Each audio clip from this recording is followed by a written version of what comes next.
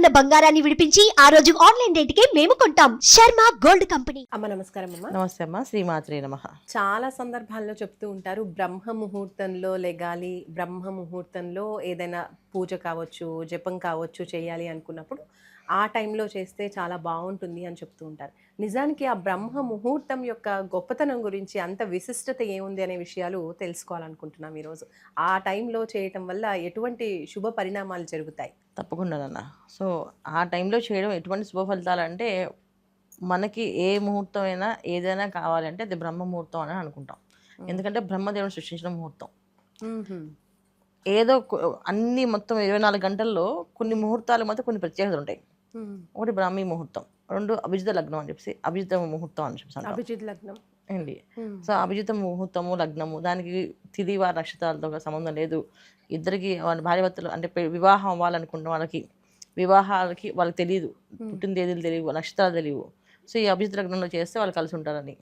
అలాగే ఒక వ్యాపారానికి వాళ్ళకి ఏ పేర్లు వాళ్ళకి జాతకాల్లో ఏం తెలియదు, ఈ అభిజిత ముహూర్తంలో చేస్తే జరుగుతుందని చెప్పేసి. అలాగే ఈ ముహూర్తాలు, అలాగే బ్రాహ్మీ ముహూర్తం, ఈ ముహూర్తంలో ఏ పని చేసినా తిథి వారి నక్షత్ర సంబంధం లేదు, అంత విశిష్టత. సో బ్రాహ్మీ ముహూర్తం ఎందుకు అని అనుకున్నాం అంటే, బ్రహ్మ ముహూర్తంలో చేసుకుంటే ఇంకా ఏ పనైనా విఘ్నాలు ఆటంకాలు లేకుండా ముందుకు సాగుతుంది. అందుకని అది చేయమని చెప్తారు. అయితే ఏంటంటే తిథి వార నక్షత్రాలు తెలుసుకొని చేసుకోవడం ఇంకొంచెం మంచి ఫలితాలు. తెలియకపోయినా చేసే ముహూర్తం బ్రాహ్మీ ముహూర్తం అది.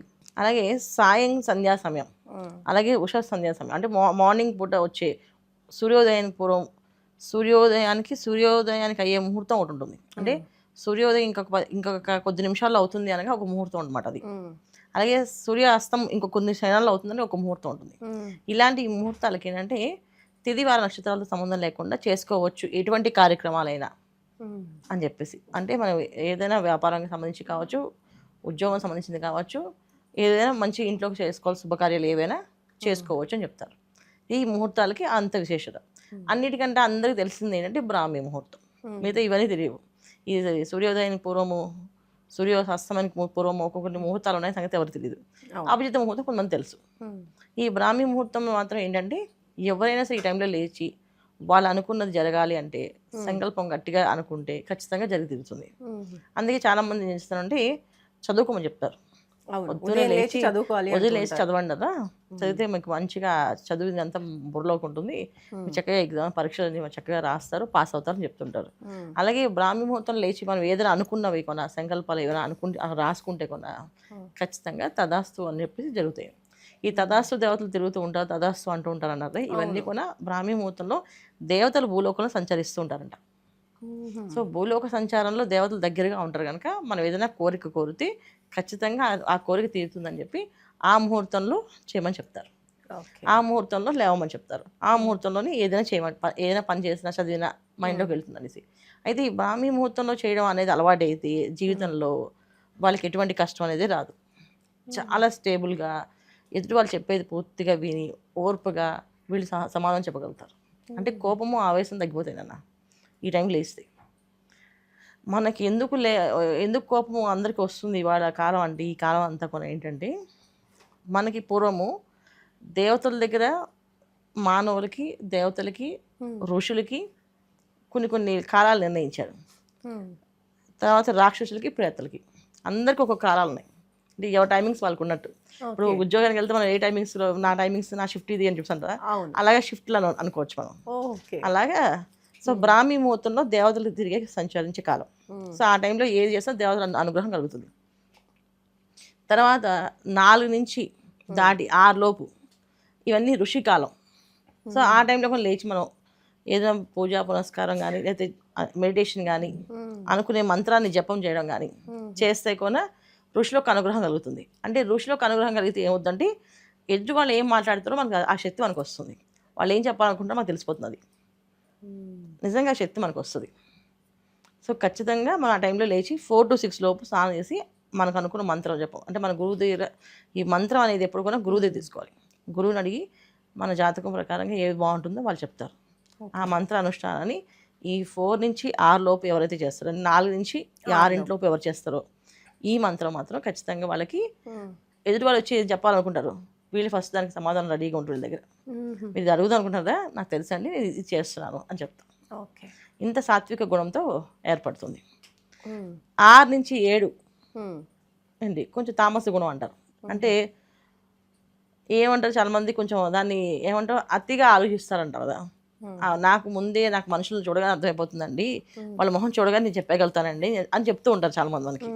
సో పొద్దున్న 4 నుంచి 6 లోపు చేసే వాళ్ళేమో మనుషులు చెప్పే విషయాన్ని వాళ్ళకి తెలిసి వాళ్ళు చెప్పినా విని నాకు దానికి సమాధానం చెప్తారు ఓర్పుగా. కానీ 6 నుంచి 8 లోపు చేసే వాళ్ళందరికీ ఏంటంటే చూడగానే చెప్పేస్తుంటారు, నాకు మీ మొహం చూస్తే అర్థమైపోయింది మీరు ఏమడుగు అనుకుంటున్నారు అని చెప్పేస్తుంటారు. అసలు వాళ్ళు ఏమనుకుంటున్నారో అనేది వాళ్ళు చెప్పనీరు అసలు విన్నాం కాదు, వాళ్ళు అసలు చెప్పనీరు, వీళ్ళు చెప్పాల్సిందని చెప్పేస్తుంటారు. సో ఈ గుణం ఎక్కువ పెరుగుతుందని చెప్పి ఈ టైంలో తపస్సు జపం కంటే ఆ టైంలో చేయమని చెప్పి తపస్సుని పూజ కానీ మంత్రం కానీ ఆ టైంలో చేయమని చెప్తారు. ఈ టైంలో చేస్తామంటే ఇలా పెరుగుతుంది. ఇంకా 9 నుంచి 10 లోపు చేస్తే రజోగుణం అంటుంది. అంటే ఏంటంటే ఖచ్చితంగా కావాలి, నేను నీకు పూజ చేస్తే దీపం పెట్టాను నైవేద్యం పెట్టాను నాకు ఇచ్చేసేయి వరం, ఇంకా ఇవ్వాల్సిందే. అంటే ఇప్పుడు పూర్వం తపస్సు చేసే రాక్షసులు దేవుడిని వరం అడుగుతారు చూడు, నాకు నిజంగా ఆ వరం నువ్వు నాకు ఇచ్చావు నమ్మకం ఏంటి, నేను నీ తల మీద చేయబెట్టి వేసి చూస్తాను అయితే అప్పుడు నమ్ముతాను అని అంటే దేవుడే పరిగెట్టాల్సి పరిస్థితి వచ్చేది. ఎందుకు అలాంటి గుణాలు పెరుగుతాయి. సో ఈ టైంలో చేస్తే చెప్పాలి. అలాగని చెప్పని చేయొద్దు పూజ చేయొద్దు అని కాదు అర్థం. సో మనం లేవడం అనేది ఇంపార్టెంట్, స్నానం ఆచరించడం ఇంపార్టెంట్, మంత్ర జపం చేయడం ఇంపార్టెంట్. అవి బ్రాహ్మీ ముహూర్తం చేస్తే మనకి అనుకూలంగా లోకం అంతా ఏం కావాలనుకుంటున్నామో అది మనకి అనుకూలంగా చేసి పెడుతుంది. మనం అడగట్లేదు. బ్రాహ్మీ ముహూర్తంలో ఎవరైతే లేచి వాళ్ళ పని వాళ్ళు చేసుకుంటారో, తపస్సు చేస్తే జపం చేస్తారో వాళ్ళకి ఏది కావాలో వాళ్ళ కాళ్ళ ముందుకు వస్తుంది. వాళ్ళు ఏది నోచేసి అడగట్లేదు. ఈ 9-10 లేచి ఎవరైతే చేస్తారో వాళ్ళన్నీ అడగాల్సిందే. అడిగినా కొన్ని తీరవు. ఎందుకంటే ఈ కాలం కలియుగం ఏంటంటే పాపాన్ని ఎక్కువగా పెంచుతూ ఉంటుంది, కర్మని ఎక్కువగా పెంచుతూ ఉంటుంది.